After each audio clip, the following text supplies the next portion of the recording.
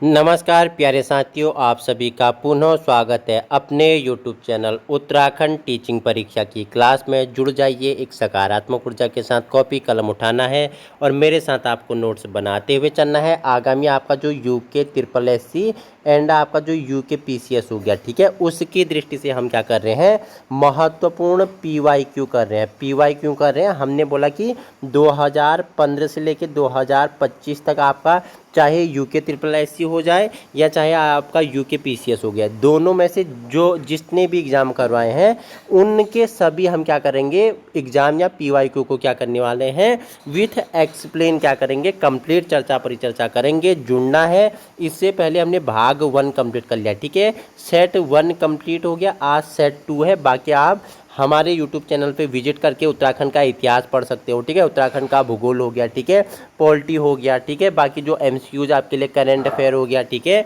और जो आपका जीके जीएस हो गया, उन सभी के बारे में हमने चर्चा परिचर्चा की है। आप वहां से संलग्न हो सकते हो। तो आइए, आज का जो पहला क्वेश्चन है आपसे पूछा है, निम्नलिखित में से कौन सा युग्म सही नहीं है, ठीक है, पूछ रहा है आपसे नहीं है। अब देखो, नहीं को बिल्कुल आपको समझ जाना है, नहीं है पूछ रहा है, ठीक है, बाकी 3 आपके राइट होंगे, एक इसमें रॉन्ग होगा, तो आपको रॉन्ग वाला छांटना है। अगर सही है पूछता, नहीं होता, सही है पूछता, तो 3 गलत हो जाता, एक आपका इसमें सही होता। तो हमसे पूछा है निम्नलिखित में से कौन सा युग्म सही नहीं है, ठीक है। आइए जानते हैं। एक साइड आपके अधिनियम दिए हैं, एक साइड उनका वर्ष दिया है। तो पहला ऑप्शन ए है कर्मचारी क्षतिपूर्ति अधिनियम है, इसके सामने आपका 1923 दिया हुआ है, 1923 दिया हुआ है। दूसरा आपका क्या है, दूसरा आपका है मातृत्व लाभ अधिनियम है, इसके सामने आपका 1961 दिया हुआ है। ऑप्शन थर्ड है कर्मचारी राज्य बीमा अधिनियम, इसके सामने 1950 वर्ष में हुआ। ये आपसे पूछा है ग्रेच्युटी भुगतान अधिनियम 1972 में पूछ रहा है। तो अब आपका राइट आंसर क्या हो जाएगा, आपसे पूछ रहा है कि निम्नलिखित में से कौन सा युग्म सही नहीं है पूछ रहा है। तो कौन सा सही नहीं है, तो कौन सा नहीं है, तो आपको बता दो जो कर्मचारी क्षतिपूर्ति अधिनियम 1923 में आया, ये आपका सही है, ठीक है। मातृत्व लाभ अधिनियम 1961 का है, ये भी आपका सही है, ठीक है। ग्रेच्युटी भुगतान अधिनियम 1972 में आया, ये भी आपका राइट है। तो रॉन्ग पूछ रहा है, तो ऑप्शन जो आपका कर्मचारी राज्य बीमा अधिनियम है, ये 1950 का नहीं है, ठीक है। मुझे बताएंगे कब का है, आप एक्टिविटी करोगे, ठीक है, आप एक्टिविटी करोगे कब आया था कर्मचारी राज्य बीमा अधिनियम। देखो, अगर आप एक्टिविटी करोगे, सर्च करोगे, तो आपके नॉलेज में ज़्यादा ये आएगा, आपको ज़्यादा याद रहेगा, ठीक है। तो मुझे बताना कर्मचारी राज्य बीमा अधिनियम कब आया था, ठीक है। ये आपके लिए भी वर्क है, आप भी मेरे साथ वर्क करोगे, ठीक है। क्वेश्चन सेकंड है, आपसे पूछा है मुख्य केंद्रीय भ्रंश, जिसे हम बोलते हैं एमसीटी, जिसे हम बोलते हैं एमसीटी, ठीक है, मेन सेंट्रल ट्रस्ट बोलते हैं जिसे। तो यह कौन कौन से हिमालय को अलग करता है। मैंने उत्तराखंड का ज्योग्राफी में आपको बताया, एमबीएफ बताया था, ठीक है, मैंने मेन बाउंड्री फॉल्ट बताया था, ठीक है, मैंने एमसीटी बताया था, ठीक है, इन सभी के बारे में हमने वहाँ चर्चा परिचर्चा की थी। तो आपसे पूछ रहा है कि मुख्य केंद्रीय भ्रंश एमसीटी अलग करता है, किसे करता है, मध्य हिमालय, मध्य एवं महान हिमालय को अलग करता है, ठीक है, मध्य एवं शिवालिक हिमालय को अलग करता है, शिवालिक एवं भाबर प्रदेश को अलग करता है, महान एवं ट्रांस हिमालय को अलग करता है। तो जो एमसीटी है किसे अलग करता है, तो ये सर किसे, मध्य एवं महान हिमालय को, ठीक है, ये आपका मध्य हिमालय है, ये आपका महान हिमालय है, ठीक है। इन्हें जो अलग करता है ये क्या है, ये आपका एमसीटी है, ये आपका एमसीटी है, मुख्य केंद्रीय भ्रंश, ठीक है, मेन सेंट्रल ट्रस्ट से कहते हैं, ठीक है। तो महान एवं मध्य हिमालय को अलग कौन करता है, एमसीटी करता है। एमसीटी आपका क्या हो जाएगा, राइट आंसर हो जाएगा, ठीक है। 4 ऑप्शन दिए गए हैं, सूची फर्स्ट को सूची सेकंड से आपको सुमेलित करना है। तो आइए चर्चा परिचर्चा करते हैं। सूची फर्स्ट में आपका है रूर बेसिन, ठीक है, उसके सामने आपका कपड़ा उद्योग दिया है। सूची बी में आपका फ्लेडर्स प्रदेश है, इसमें आपका रसायन उद्योग दिया गया है। ऑप्शन सी है आपका सैक्सनी प्रदेश में जूट उद्योग दिया गया है। और ऑप्शन डी है पश्चिम बंगाल लौह इस्पात एवं इंजीनियरिंग उद्योग। तो आपको अगर एक भी आएगा ना, तो आप आसानी से क्या क्वेश्चन तक पहुंच जाओगे। जो रूर प्रदेश है ये आप किसके लिए, ये लौह इस्पात एवं इंजीनियरिंग उद्योग के लिए प्रसिद्ध है। तो ए का 4 3 ऑप्शन में ए का 4 है, ठीक है। ऑप्शन डी तो आपका हट जाएगा, ठीक है। ऑप्शन ए बी सी हमारे पास हैं अभी, ठीक है। तो आपको पता होना चाहिए जो पश्चिम बंगाल है जूट उद्योग, पश्चिम बंगाल में जूट के लिए प्रसिद्ध है, जूट उद्योग पश्चिम बंगाल में है। तो डी का क्या हो जाएगा, डी का थर्ड हो जाएगा। डी का थर्ड कहाँ पे है बताइए मुझे। डी का थर्ड देखो ऑप्शन बी, एक ही जगह है ना, डी का थर्ड क्या है, एक ही जगह है, तो ऑप्शन बी आपका राइट आंसर हो जाएगा। आइए जानते हैं, तो रूर प्रदेश का आपका क्या हो जाएगा, लौह इस्पात एवं इंजीनियरिंग उद्योग हो जाएगा, ठीक है। और आपका क्या हो जाएगा, बी का फर्स्ट हो जाएगा। देखो डी का फोर्थ, डी का थर्ड हो जाएगा। डी का जो पश्चिम बंगाल है, पश्चिमी बंगाल है, ये जूट उद्योग के लिए है, ठीक है। अब दो ऑप्शन आपके पास बचे पड़े हैं, ठीक है, दो ऑप्शन। तो सी का क्या हो जाएगा, सी का थर्ड हो जाएगा। सी का क्या हो जाएगा, सॉरी सी का क्या होगा बताइए मुझे। दो ऑप्शन आपके पास पड़े हैं, सी का क्या हो जाएगा बताना मुझे, क्या होगा सी का। सी का सेकिन हो जाएगा। सी का जो शैक्षणिक प्रदेश है रसायन के लिए, रसायन उद्योग के लिए प्रसिद्ध है। अब अगर पूछेगा फ्लेडर्स उद्योग तो ये आपका बी का पहला हो जाएगा, कपड़ा उद्योग से संबंधित है। तो राइट आंसर आपका क्या हो जाएगा बताइए मुझे, राइट आंसर आपका क्या हो जाएगा, राइट आंसर आपका क्या हो जाएगा, बी का थर्ड, बी का थर्ड ऑप्शन बी आपका, ठीक है। ए का फोर्थ हो जाएगा, ठीक है, ए का फोर्थ हो जाएगा, बी का फर्स्ट हो जाएगा, बी का फर्स्ट हो जाएगा, सी का आपका सेकंड हो जाएगा, सी का सेकंड हो जाएगा, और डी का आपका क्या हो जाएगा, डी का थर्ड हो जाएगा। तो ऑप्शन बी आपका क्या हो जाएगा, ऑप्शन बी आपका राइट आंसर हो जाएगा, ठीक है। क्वेश्चन नंबर आपके लिए नेक्स्ट है 54 नंबर का, भारतीय संविधान के निर्माण के लिए संविधान सभा द्वारा कुल कितने सत्र आयोजित किए गए हैं बताइए मुझे।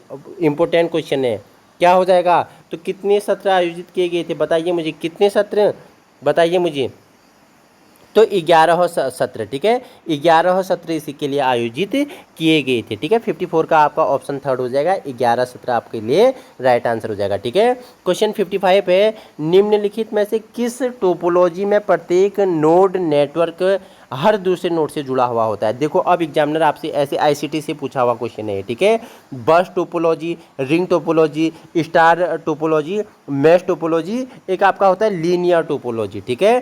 तो निम्नलिखित में से किस टोपोलॉजी में प्रत्येक नोड नेटवर्क में एक दूसरे नोड से जुड़ा हुआ होता है, तो किससे जुड़ा होता है बताइए मुझे फटाफट। 55 का क्या राइट आंसर होगा, तो रिंग टोपोलॉजी। देखो रिंग टोपोलॉजी क्या हो जाएगा, एक मेन साइड ये यहाँ ए इस साइड हो जाएगी, मेन साइड इस साइड होगी, तो ये क्या होंगे आपस में कनेक्ट होंगे, ठीक है, ये आपस में क्या होंगे कनेक्ट होंगे एक दूसरी जगह से, इसे हम बोलते हैं रिंग टोपोलॉजी कहते हैं, ठीक है। क्वेश्चन नंबर आपके लिए 56 है। देखो सूची फर्स्ट को सूची सेकंड से आपको सुमेलित करना है, इकोनॉमिक्स का सवाल है, बहुत ही अच्छा और बार बार पूछा हुआ क्वेश्चन है, ठीक है। देखो ऑप्शन ए है पूंजी का योगदान, आगे सामने है मजदूरी, ठीक है, मानवीय श्रम का योगदान, आगे दिया है ब्याज, ठीक है, स्थिर प्राकृतिक संसाधनों का उसके आगे लाभ दिया हुआ है। ऑप्शन डी है उद्यम वृत्ति का योगदान, उसके सामने आपका लगान दिया गया है। आपने भूमि, श्रम, पूंजी, लाभ, उद्यम, इसके बारे में जो क्या होते हैं अर्थव्यवस्था के जो 5 कारक होते हैं हमने आपको बताया था, ठीक है। भूमि, श्रम, पूंजी जब हमने इकोनॉमिक्स वाली क्लास की थी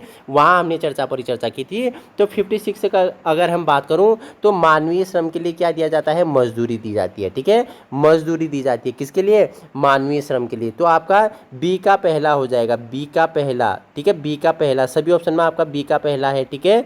तो आपको फिर आप क्या करना पड़ेगा, और ऑप्शन ढूंढने पड़ेंगे, ठीक है। तो क्या हो जाएगा, ए का आपका क्या हो जाएगा, ए का जो पूंजी होता है, पूंजी के लिए, पूंजी के योगदान के लिए ब्याज मिलता है, ठीक है, पूंजी के योगदान के लिए ब्याज मिलता है। और जो हमने बताया मानवीय श्रम के लिए मजदूरी मिलती है, मानवीय श्रम के लिए क्या मिलती है, मजदूरी मिलती है, ठीक है। नेक्स्ट क्या हो जाएगा, और जो क्या है, जो आपका स्थिर प्राकृतिक संसाधन है उसके लिए क्या मिलता है बताइए मुझे, क्या होता है स्थिर प्राकृतिक संसाधन के लिए, इसके लिए क्या होता है बताइए मुझे फटाफट, क्या होगा, क्या आपका राइट आंसर हो जाएगा बताना मुझे फटाफट बताओ। स्थिर प्राकृतिक संसाधन के लिए सी का क्या होगा बताना मुझे, बताना मुझे सी का क्या होगा। तो इसका क्या होता है बताओ, सी का क्या होगा बताना मुझे फटाफट, आप आंसर करेंगे सी का क्या क्या होगा बताइए। और उद्यमिता का योगदान के लिए उसे क्या मिलेगा बताइए मुझे। जैसे मैंने बताया पूंजी के योगदान के लिए आपको क्या होता है, ब्याज होता है, और मानवीय श्रम के लिए मजदूरी होती है। दो ऑप्शन फटाफट एक्टिविटी करके बताएंगे क्या हो जाएगा, 56 का क्या हो जाएगा बताना मुझे।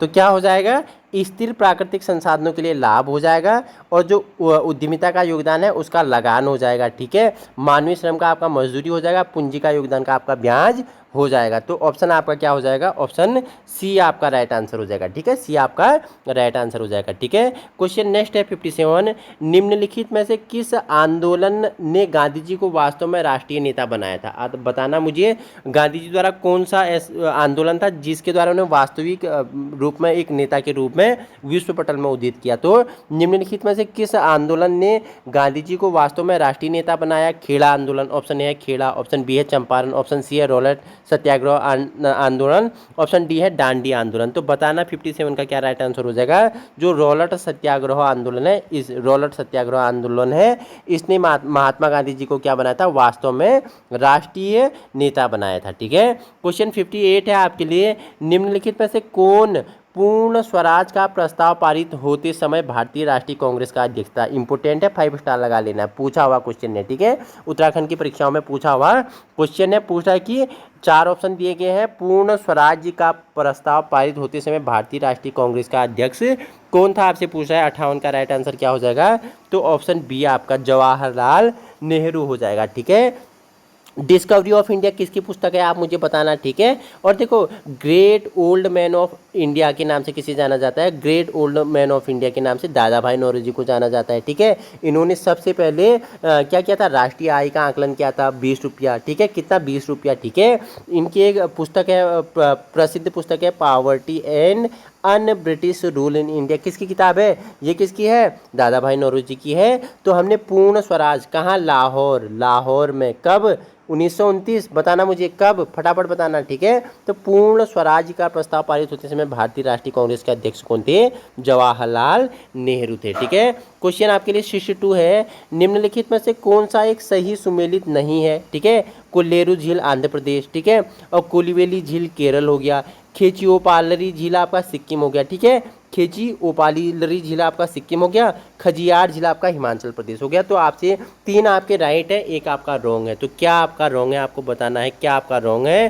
तो क्या है, जो आपका ना कोल्लेरू है ये तो आंध्र प्रदेश में है। ठीक है, खेची ओपालरी झील आपका सिक्किम में है, खजियार झील आपका हिमाचल प्रदेश में है, कोलिवेली झील केरल में नहीं है। तो ऑप्शन बी आपका क्या हो जाएगा, हमसे नहीं पूछेगा, ऑप्शन बी आपका राइट आंसर हो जाएगा। ठीक है, क्वेश्चन आपके लिए 63 है। निम्न में से कौन सा समुचित रूप से जनता द्वारा जनता के लिए वानिकी से वर्णित है? ठीक है, जैसे लोकतंत्र की हमने परिभाषा बताया था, जनता के द्वारा जनता के लिए चुना गया शासन लोकतंत्र है, वैसे जनता का जनता द्वारा और जनता के लिए वानिकी को वर्णित करता है। सामाजिक वानिकी, कृषि वानिकी, समुदाय वानिकी या वाणिज्य वानिकी। बताइए 63 का क्या राइट आंसर हो जाएगा, किसे?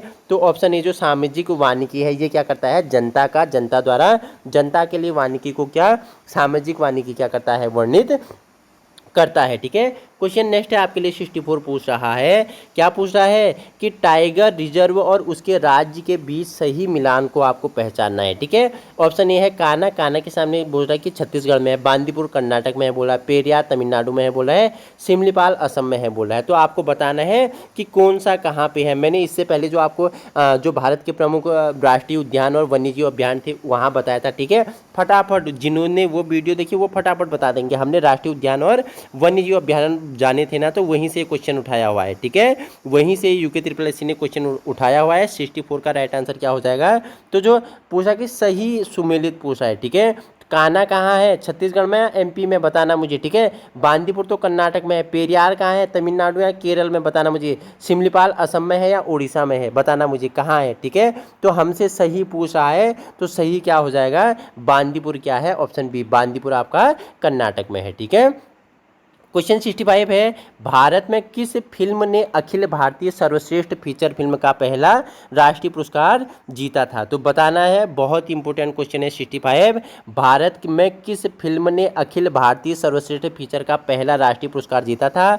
अपूर्व संसार ने, पाथेर पांचाली ने, दो आंख बाहर हाथ और श्यामची आई ने। ठीक है, 4 फिल्म के नाम है। एक है आपका अपूर्व संसार, ऑप्शन बी है पाथार पांचाली। ठीक है, ऑप्शन सी है दो आंखें बाहर हाथ। ठीक है, ऑप्शन डी है श्यामची आई। तो पूछा है कि भारत में किस फिल्म ने अखिल भारतीय सर्वश्रेष्ठ फीचर का फिल्म जीता है? तो किसने जीता ये बताइए मुझे, किसने जीता? 65 का क्या हो जाएगा? तो ये किसने जीता? श्यामची आई ने। ठीक है, श्यामची आई आपका क्या हो जाएगा? राइट आंसर हो जाएगा। ठीक है, उत्तराखंड से पूछ लिया क्वेश्चन नंबर 56। पूछा कि दमाऊ के साथ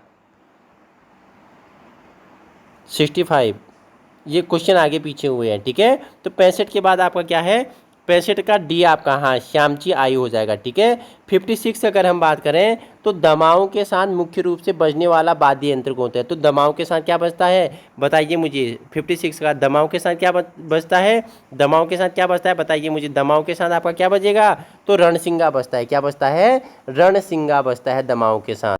क्वेश्चन नेक्स्ट है आपके लिए 67 है, पूछ रहा है कि क्या पूछा, सरहिंद नहर का निर्माण निम्नलिखित में से किस नदी पर किया गया है, ठीक है। तो 100 से सरहिंद, 100 से सतलज, ठीक है। ऑप्शन सी आपका क्या हो जाएगा, सरहिंद नहर का निर्माण पूछेगा, इंपोर्टेंट है, सतलज नदी से किया गया है, ठीक है। 67 का ऑप्शन सी आपका क्या हो जाएगा, राइट आंसर हो जाएगा, ठीक है। क्वेश्चन नंबर नेक्स्ट है आपके लिए 68 नंबर का क्वेश्चन है, ठीक है। क्वेश्चन है, एक साइड आपकी योजनाएं दी गई हैं, दूसरा साइड उनका वर्ष दिया गया है, तो आपको छांटना है, फटाफट मेरे साथ एक्टिविटी करेंगे। क्वेश्चन 68 आपसे पूछ रहा है, एक साइड आपको योजनाएं दी हुई हैं, एक साइड आपको वर्ष दिया गया है, पूछ क्या रहा है, क्वेश्चन की भाषा को आपको समझना है।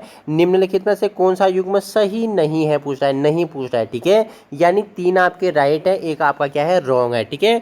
जो किसान क्रेडिट कार्ड योजना है वो 1998-99 में आई, ये तो आपका राइट आंसर है, ठीक है। सरकारी विकास फंड की स्थापना 1993 में होती है, ये भी राइट है, ठीक है।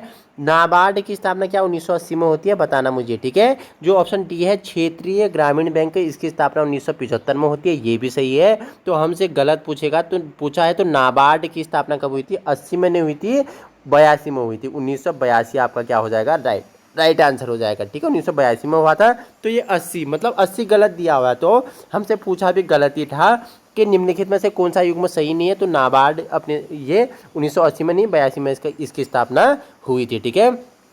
क्वेश्चन नेक्स्ट आपके लिए कंप्यूटर से पूछा है, प्रिंटर के द्वारा प्रिंटेड इमेज की गुणवत्ता में मापी जाती है, तो किस में मापी जाती है, ठीक है। जो प्रिंटर के द्वारा प्रिंटेड इमेज होते हैं, ठीक है, आप प्रिंटर में आपने इमेज को प्रिंट किया, जो इमेज की गुणवत्ता होती है कि इमेज कितना क्लियर है, कितना धुंधला है, ठीक है, उसकी क्वालिटी क्या है, तो वो किस में मापी जाएगी, ठीक है। डीपीआई का फुल फॉर्म होता है डॉट्स पर इंच, ठीक है। पीपीआई पिक्सल पर इंच इसका फुल फॉर्म होता है, ठीक है। सीपीएस, ठीक है, करेक्टर्स पर सेकेंड होता है। पीपीएम मतलब पेजेस पर मिनट होता है, पेजेस पर मिनट होता है। तो प्रिंटर के द्वारा जो प्रिंटेड इमेज की गुणवत्ता किस में मापी जाती है, तो ये डीपीआई डॉट्स पर इंच में मापी जाती है। ऑप्शन ए आपका क्या हो जाएगा सर, राइट आंसर हो जाएगा, ठीक है। क्वेश्चन 70 संविधान से पूछ लिया, ठीक है, आपकी पॉलिटिकल साइंस है, इंपोर्टेंट क्वेश्चन है।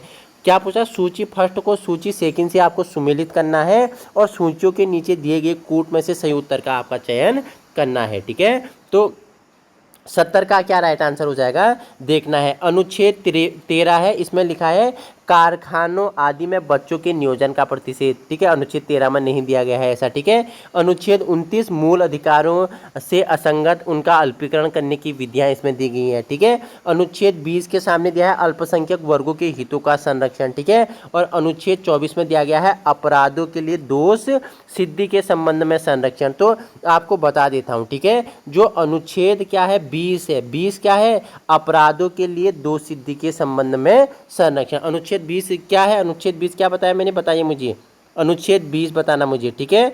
अनुच्छेद 20 का क्या हो जाएगा, अनुच्छेद 20 का होगा कि अपराधों के लिए दोष सिद्धि के संबंध में संरक्षण, ठीक है।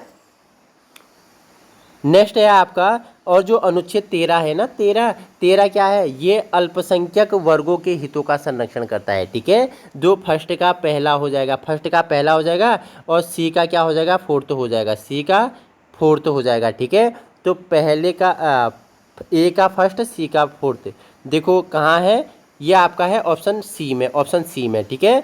ए का फर्स्ट, बी का सेकंड, बी का क्या हो जाएगा, सेकंड हो जाएगा। बी में क्या है, अनुच्छेद 29 में क्या है, बी का सेकंड है मूल अधिकारों से असंगत या उनका अल्पीकरण करने की विधियां हैं। अनुच्छेद 20 में हमने बता दिया था, क्या बताया था, अनुच्छेद 20 में हमने बताया था क्या, ये आपका किसके लिए है, अपराधों के लिए दोष सिद्धि के संबंध में संरक्षण है। और अनुच्छेद 24 की बात करूँ, कारखानों आदि में बच्चों के नियोजन पर प्रतिषेध है, ठीक है। कारखानों में छोटे 14 उम्र से छोटे बच्चों को कार्य पर नहीं रखा जाएगा, जो कोयले के खदान है, जहरीले कारखाने हैं, ठीक है, ऐसा तो समझ गया। अनुच्छेद 13 मतलब अल्पसंख्यक वर्गों के हितों का संरक्षण है। अनुच्छेद 29 में क्या है, मूल अधिकारों से असंगत या उनका अल्पीकरण करने की विधियां हैं, ठीक है। अनुच्छेद 20 में क्या है, अपराधों के लिए दोष सिद्धि से संबंध है। अनुच्छेद 24 में क्या है, कारखाने आदि में बच्चों के कार्य करने के नियोजन का प्रतिषेध है, ठीक है। ये आपका ऑप्शन हो जाएगा, ठीक है। ये इंपॉर्टेंट था, ठीक है। देखो क्वेश्चन 71 ज्योग्राफी से पूछा हुआ है, ठीक है। सूची फर्स्ट को सेकंड से सुमेलित करना है। आइए करते हैं, कहाँ दिक्कत आ रही है, ठीक है। तो सूची फर्स्ट में आपको एक और दी है नदियाँ, दूसरी और दिया है उनका क्षेत्र। कावेरी उसके सामने आपका पश्चिमी घाट दिया हुआ है, नर्मदा आपका बेरीनाग दिया हुआ है, झेलम आपका रोहतांग पास दिया हुआ है, रावी आपका अमरकंटक दिया हुआ है। फटाफट बताइए, ठीक है। जिसने नदियाँ वाले मैंने वीडियो करवाई थी वो की होगी, तो मैंने आपको मैप से बिल्कुल डायग्राम से समझाया हुआ था, ठीक है। तो 71 का मैं अगर आपको बताऊं क्या राइट आंसर हो जाएगा, तो जो कावेरी है, कावेरी कहाँ से निकलती है बताना मुझे, कावेरी कहाँ से निकलती है आप मुझे बताना, ठीक है। कावेरी कहाँ से निकलती है, फटाफट बताएंगे, कावेरी कहाँ से निकलती है बताना। तो कावेरी तो पश्चिमी घाट से ही निकलती है, ठीक है। तो ए का पहला ही हो जाएगा, ठीक है। ए का पहला देखते हैं, ए का पहला कहाँ है, ए का पहला, ए का पहला, ए का पहला 3 जगह है, ठीक है। एक ऑप्शन आपका हट गया, ठीक है। जो नर्मदा है ना, नर्मदा ये कहाँ से, ये बेरीनाग से, ये कहाँ से, नर्मदा बेरीनाग से निकलती है क्या बताना मुझे, नर्मदा कहाँ से निकलती है बताना मुझे, बेरीनाग से निकलती है, ठीक है। बेरीनाग से। झेलम कहाँ से निकलती है, सी का क्या हो जाएगा बताना मुझे, झेलम कहाँ से, रोहतांग पास से निकलती है। रावी कहाँ से निकलती है बताना मुझे, रावी कहाँ से निकलती है, डी का क्या हो जाएगा, डी का फोर्थ हो जाएगा क्या, रावी कहाँ से निकलती है, अमरकंटक पठार से निकलती है क्या बताना मुझे।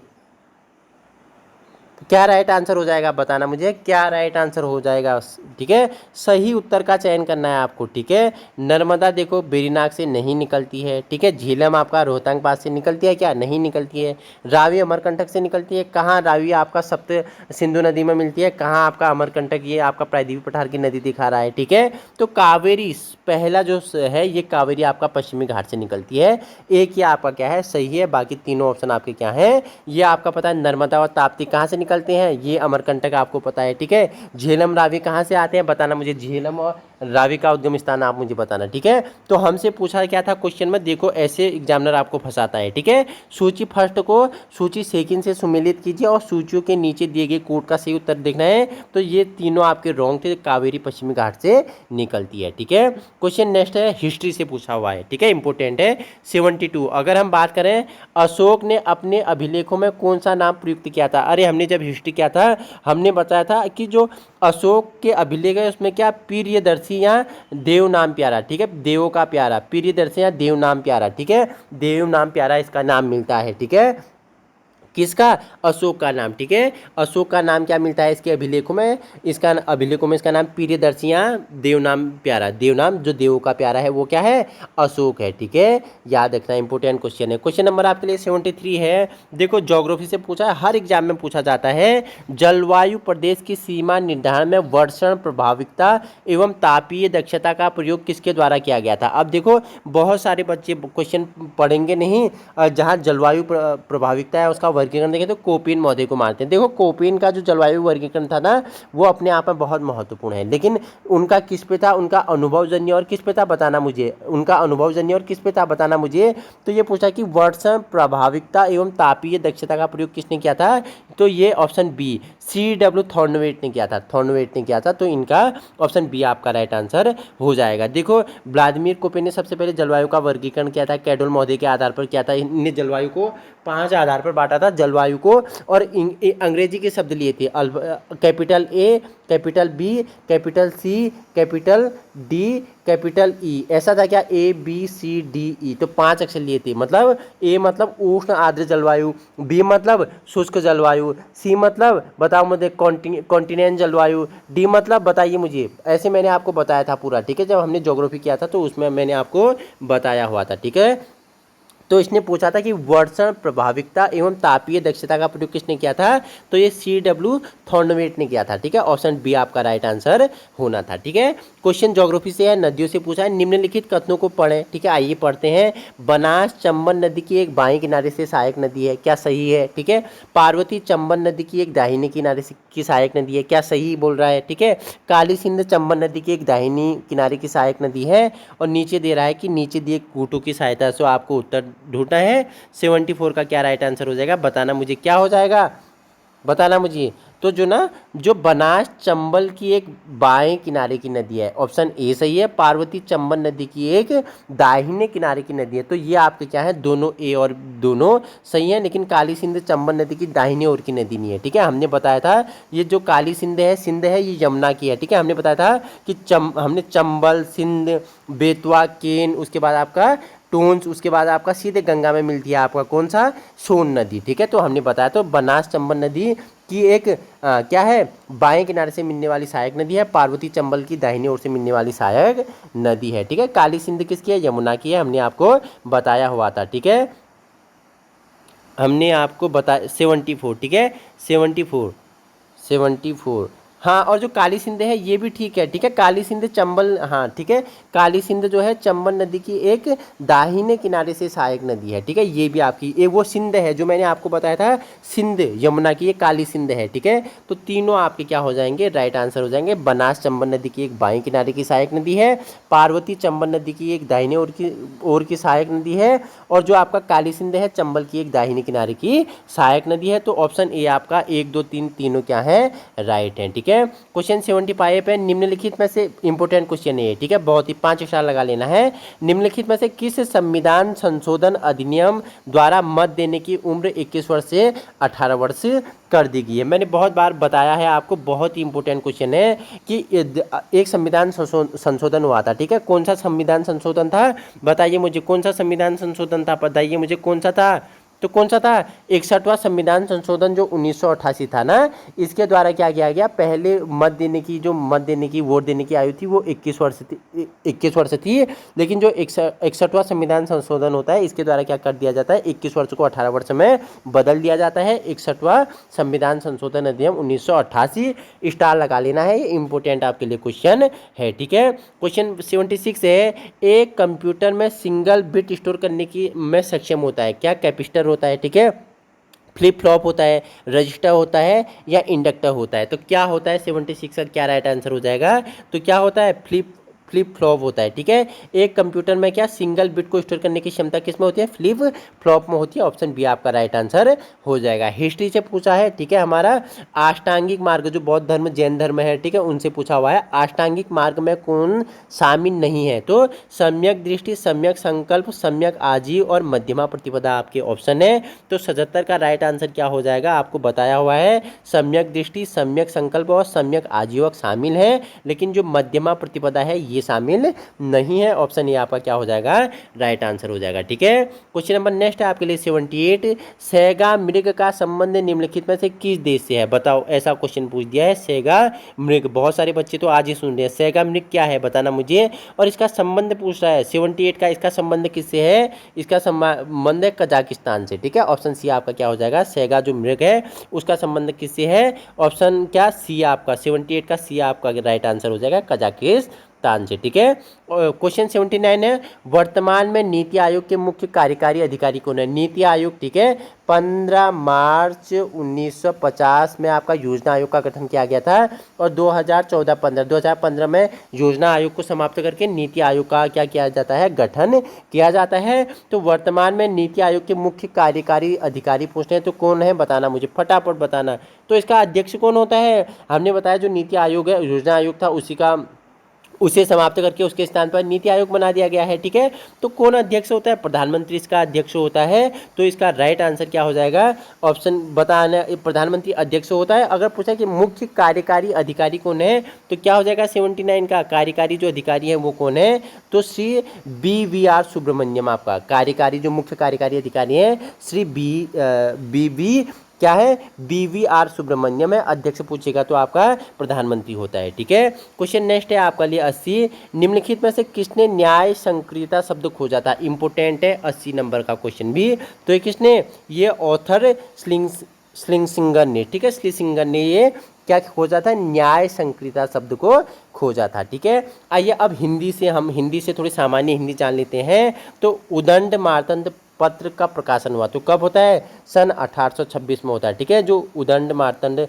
पत्र है अखबार पेपर है, 1826 में क्या होता है, प्रकाशित होता है। 81 का ऑप्शन ए आपका क्या हो जाएगा, राइट आंसर हो जाएगा। ठीक है, क्वेश्चन 82 है, सूची दो को पहले को दो से सुमेलित करना है। सिल्की बांध, उसके सामने प्रीतम भरतवाण दिया है, ठीक है। ओ टूवा बे लैना दिया है, आगे मंगलेश डबराल दिया है। मोहनी तेरी मुरली दिया है, गीत है, आगे नरेंद्र सिंह नेदी दिया है। और आगे दिया है 16 गौ की बांध रुकमा। तो ये आपके सॉन्ग्स हैं, इनके राइटर किसके द्वारा गाया गया, ठीक है। जो ओ टूवा बे लेना है, ये नरेंद्र सिंह नेगी, ठीक है, गढ़वाल का, ठीक है। गढ़वाल के प्रमुख सिंगर क्या है, सिंगर हैं, ठीक है। गढ़वाल की जो महिलाओं की वेदनाएं हैं उनके संबंध में बहुत सारे इन्होंने क्या बिरह वाले सॉन्ग्स इन्होंने क्या बनाए हुए हैं, वो गाते हैं। तो ओ टूवा बे लेना, तो क्या हो जाएगा, दो का हमारा सी हो जाएगा। दो का सी देखते हैं, दो का सी कहाँ है, दो का सी कैसे, दो का सी एक यहाँ है, दो का सी एक यहाँ है।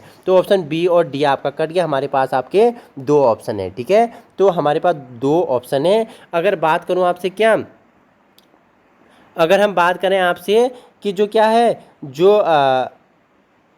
जो सिल्की बात है ये किसके द्वारा, सिल्की बात आप बताएंगे, सिल्की बात किसके द्वारा, ये मंगलेश डगलार द्वारा, मंगलेश डगलार। तो ए का बी हो गया और आपका क्या हो जाएगा, टू का सी हो जाएगा, ठीक है। दो ऑप्शन तो आपके क्या हो गए, एलिमिनेट हो गए, ठीक है। तो ए का बी और दो का सी, ए का बी दो का सी, ए का बी दो का सी, ए का बी दो का सी, ऑप्शन सी आपका राइट आंसर है, ए का बी दो का सी। और थर्ड का क्या हो जाएगा, ए हो जाएगा, ठीक है। जो मोहनी तेरी मुरली है, ये किसके द्वारा, प्रीतम भरतवाण द्वारा। और आपका क्या हो जाएगा, फोर्थ का आपका डी हो जाएगा, मतलब 16 गांव की बांध रुकमा, ये किसके द्वारा है, ये साहब सिंह रमोला द्वारा, साहब सिंह रमोला द्वारा। तो ऑप्शन सी आपका क्या हो जाएगा, राइट आंसर हो जाएगा, राइट आंसर हो जाएगा, ठीक है। क्वेश्चन नंबर नेक्स्ट है 83, अनुधय अयह बराबर होता है अन्वय। तो अन्वय में कौन सी संधि है, ठीक है। हमने आपको संधि बताया था कि जिस शब्दों के मध्य आधा नौ, आधा वो, आधा यो या क्या है अधूरे शब्द हैं, उनमें क्या आता है, उनमें यण संधि, उनमें क्या आता है, यण संधि, उनमें क्या आएगा, यण संधि आएगा। तो ऑप्शन बी आपका राइट आंसर हो जाएगा। मैंने हिंदी आपको ट्रिकी वे से बताया था, ठीक है।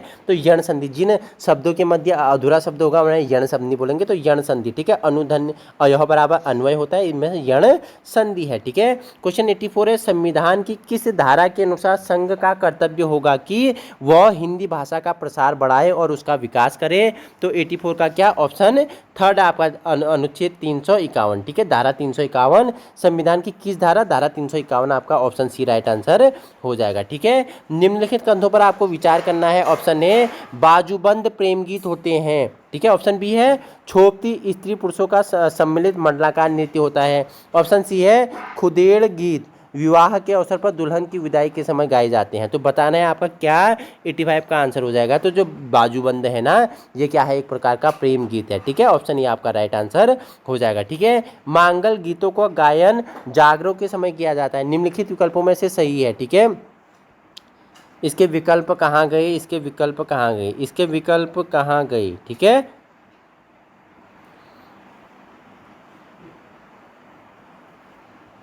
शायद इसके विकल्प यहाँ संलग्न नहीं है, ठीक है। इसे हम नेक्स्ट उसमें कर लेंगे, ठीक है। क्वेश्चन 86 से आपके लिए पूछ रहा है वैयक्तिक पत्र उदाहरण है। तो वैयक्तिक पत्र किसका उदाहरण है, 86 का क्या हो जाएगा, तो ये किसका है, ये निमंत्रण पत्र, शोक पत्र, बधाई पत्र किसके अंतर्गत आते हैं, वैयक्तिक पत्र के उदाहरण है, ठीक है। कारण के रहते हुए भी कार्य का न होना किस अलंकार का लक्षण है। हिंदी मैंने आपको बताइए, आप प्लेलिस्ट में जाना। कारण के रहते हुए भी कार्य का न होना किस अलंकार का लक्षण है। 87 का आपका क्या हो जाएगा, तो ये विशेषोक्ति अलंकार का लक्षण है, ठीक है। विशेषोक्ति अलंकार का लक्षण होता है कारण के रहते हुए भी कार्य का न होना, ठीक है। क्वेश्चन 88 है वह अभियुक्ति जो किसी पत्र के प्रारूप से लेकर उसके निस्तारण तक अधिकारियों द्वारा लिखा जाता है उसे क्या कहते हैं, बताइए। 88 उसे क्या कहते हैं, उसे बोलते हैं पल्लवन, ऑप्शन सी, उसे पल्लवन कहा जाता है, ठीक है। क्वेश्चन नंबर 89 है आपके लिए 100 क्वेश्चन का ये सीरीज है, 100 क्वेश्चन का। अभी हम क्वेश्चन 89 पे पहुंचे हुए हैं। सूची फर्स्ट को सूची क्वेश्चन 89 देखो, जाति, ठीक है, हमने आपको राजी, भोटिया, थाड़ू, बोक्सा बताया हुआ है, उनके नाम दिए हुए हैं, ठीक है। 89 राजी के आगे सौका दिया हुआ है, भोटिया के आगे कुरी, थाड़ू के आगे तोमर, बनरौत के आगे बोक्सा। जो राजी है इन्हें बनरौत भी कहते हैं, ठीक है। पिथौरागढ़ में ये क्या है, सबसे कम संख्या इनकी, करीब 210 या इससे भी कम इनकी संख्या है, ठीक है। भोटिया को क्या कहा जाता है, भोटिया को क्या कहा जाता है, बताना मुझे, भोटिया को क्या कहा जाता है, भोटिया को क्या कहा जाता है, भोटिया को क्या, सौका, भोटिया को सौका, राजी को बनरौत, ठीक है। बोक्सा को क्या कहा जाएगा, बताना मुझे, बोक्सा को क्या कहा जाएगा, बोक्सा को क्या कहा जाएगा, बोक्सा को क्या कहते हैं, बोक्सा को क्या कहते हैं, थाड़ू को क्या कहते हैं, बताना मुझे, ठीक है। थाड़ू को और बोक्सा को क्या कहते हैं, फटाफट बताएंगे मुझे, क्या राइट आंसर हो जाएगा। दो मैंने आपको बता दिया, आप मुझे बताएंगे 89 का क्या हो जाएगा, बताना है मुझे। तो क्या हो जाएगा, तो जो ना थाड़ू है उन्हें कुरी कहा जाता है, ठीक है। बोक्सा को तोमर कहा जाता है, भोटिया को सौका कहा जाता है, राजी को बनरौत कहा जाता है, ठीक है। स्क्रीनशॉट ले लो। तो आपका राजी को बनरौत, भोटिया को सौका, थाड़ू को कुरी और बोक्सा को तोमर कहा जाता है, ठीक है। ये आपका आंसर हो जाएगा, ठीक है। क्वेश्चन 90 है, चिल्ड्रन फिल्म सोसाइटी द्वारा किस कहानी पर फिल्म बनाई गई थी, बताना। बहुत ही इंपॉर्टेंट क्वेश्चन है। 90 आपका क्या हो जाएगा, तो दाजू, दाजू पर, ठीक है। जो चिल्ड्रन फिल्म सोसाइटी है उसके द्वारा किस कहानी पे, दाजू कहानी पे फिल्म बनाई गई थी, ठीक है। सूची फर्स्ट को सूची सेकंड से सुमेलित करना है। क्वेश्चन 91 है आपके लिए, आइए जान लेते हैं 91 का क्या हो जाएगा। 91 का क्या होगा, बताइए मुझे। ए का थर्ड, जो खंडन है, खंडन मतलब मंडन, तो ए का थर्ड कहाँ है, ए का थर्ड, ए का थर्ड, ए का थर्ड, ए का थर्ड ए की जगह है ऑप्शन बी में, ए का थर्ड ए की जगह है ऑप्शन बी में, तो ए का थर्ड हो गया, तो बी का फर्स्ट, बी का फर्स्ट, ठीक है।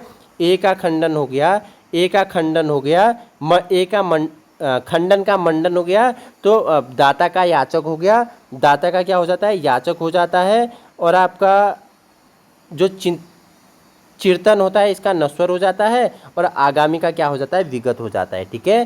खंडन का मंडन, दाता का याचक, चिर्तन का नश्वर हो जाता है, आगामी का विगत हो जाता है, ठीक है।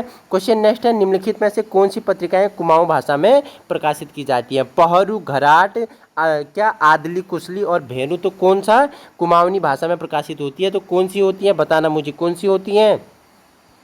तो जो आपका पहरू और क्या है, आदली, कुशली है, ये कुमाऊनी भाषा में प्रकाशित होती हैं। क्वेश्चन नंबर 93 है, एक साइड गीत दिए हुए हैं, एक साइड उनका प्रकार दिया है। हुड़की बॉल, उसके आगे नृत्य गीत दिया है, तो हुड़की बॉल आपका क्या है, कृषि गीत है, तो ए का थर्ड, ए का थर्ड, ए का थर्ड, एक ही जगह है, ए का थर्ड, ए का थर्ड ऑप्शन एक में है, तो ए आपका क्या हो जाएगा, राइट आंसर हो जाएगा। 92 का आपका 92, 93 का ए आपका राइट आंसर होगा, ठीक है। तो ए का आपका हुड़की बॉल, ठीक है, ए का हुड़की बॉल आपका क्या है, हुड़की बॉल आपका कृषि संबंधी गीत है, ठीक है। ए का थर्ड हो गया, बी का फोर्थ, जो हुड़की बॉल आपका क्या हो जाएगा, कृषि गीत हो जाएगा, ठीक है।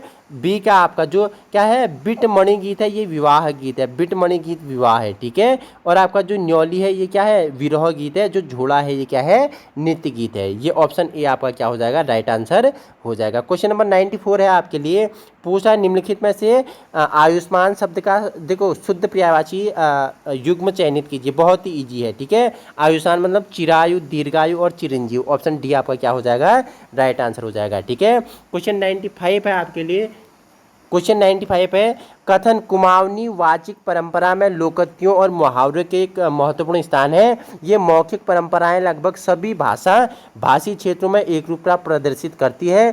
कुमाऊनी और अन्यत्र समाज में ये परंपराएं बराबर रूप से प्रचलित हैं। ऑप्शन ए, कुमाऊनी कहावतों में लाक्षणिक और अन्य भाषा की कहावतें में नहीं है। कुमाऊनी में अन्य भाषा की कहावतों के नमूने पाए जाते हैं। अन्य भाषाओं की कहावतों में कुमाऊनी लोकोक्तियों के भाव निहित हैं।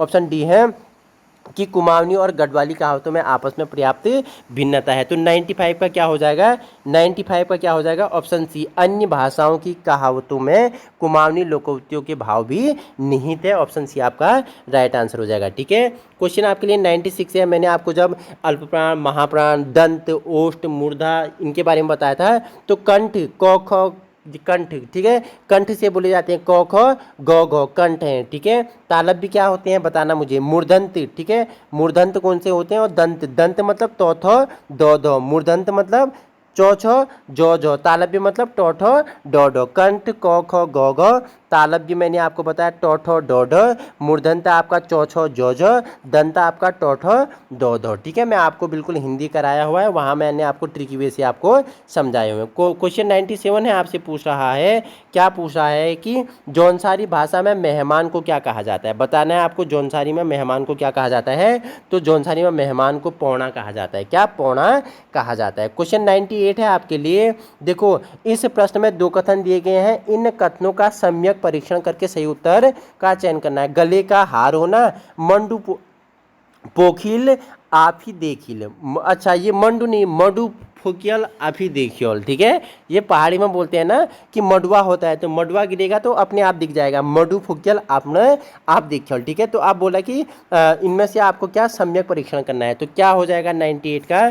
तो 98 का क्या हो जाएगा आपको बताना है, क्या हो जाएगा। कथन एक हिंदी भाषा और कथन दो कुमाऊनी भाषा का मुहावरा है। ठीक है, जो गले का हार होना हिंदी भाषा का है, मडू फुकियल अपना आप देखियल तो ये कुमाऊनी भाषा का मुहावरा है। क्वेश्चन 99 है आपके लिए, हसुए के ब्याह में खुरपे के गीत लोकोक्ति का क्या अर्थ हो जाएगा। ठीक है, अब ऐसा आपका यूके ट्रिपल एससी और पीसीएस आपका ऐसा भी क्वेश्चन पूछता है कुमाऊनी से, हसुए के ब्याह में खुरपे के गीत लोकोक्ति का क्या अर्थ है, बताना मुझे फटाफट। 99 का क्या हो जाएगा, तो इसका चतुर्व्यक्ति होता है। ठीक है, ऑप्शन डी चतुर्व्यक्ति, हसुए के ब्याह में खुरपे के गीत मतलब चतुर्व्यक्ति। ठीक है, आज का क्वेश्चन अंतिम है कि निम्नलिखित साहित्यकारों को जन्म तिथि के अनुसार सही अनुक्रम में रखना है। ठीक है, महादेवी वर्मा, ठीक है, महादेवी वर्मा को यामा के लिए 1982 में ज्ञानपीठ पुरस्कार दिया गया था। सुमित्रानंदन पंत को सबसे पहले साहित्य का ज्ञानपीठ पुरस्कार 1968 में दिया गया था। ठीक है, सूर्यकांत त्रिपाठी निराला जी हो गए और जयशंकर प्रसाद जी हो गए। ठीक है, तो सबसे पहले आपका क्या हो जाएगा, जयशंकर प्रसाद जी आ जाते हैं। उसके बाद आपके क्या आ जाते हैं, उसके बाद आपके सूर्यकांत त्रिपाठी निराला जी आ जाते हैं, उनके बाद सुमित्रानंदन पंत जी हैं, उसके बाद आपके अंतिम में महादेवी वर्मा है। उसके बाद आपका महादेवी वर्मा है, तो आपका क्या हो जाएगा, ऑप्शन सी है आपका, ऑप्शन सी घ ग ख क। ठीक है, घ ग ख क, घ पहले पे जयशंकर प्रसाद, ठीक है, घ, उसके बाद आपका सूर्यकांत त्रिपाठी, उसके बाद हाँ ठीक है, तो आपका क्या जयशंकर प्रसाद सबसे पहले, फिर सूर्यकांत त्रिपाठी निराला, फिर सुमित्रानंदन पंत, फिर महादेवी वर्मा। ठीक है, साहित्य का सबसे पहले चिदम्बरा के लिए, ठीक है, चिदम्बरा के लिए 1968 में ज्ञानपीठ पुरस्कार से सुमित्रानंदन पंत को नवाजा गया था। प्रकृति का चितेर कवियाँ सुकुमार कवि के नाम से इन्हें जाना जाता है। महादेवी वर्मा को क्या कहा जाता है बताना मुझे। ठीक है, तो इसी प्रकार की वीडियो पाने के लिए आप अभी अपने यूट्यूब चैनल यूके टीचिंग परीक्षा की क्लास में संलग्न हो सकते हो। बाकी हमने आज सेट 2 कर लिया। ठीक है, पीवाईक्यू का सेट 2 कंप्लीट हो गए हैं, बहुत ही महत्वपूर्ण है। आगामी आने वाले एग्जाम में 40 से 50 क्वेश्चन बनेंगे अगर हम 2015 से 2025 तक के पूरे सेट कर लेंगे। बाकी इसका PDF आपको यूके टीचिंग परीक्षा के टेलीग्राम ग्रुप में मिल जाएगा। Thank you so much.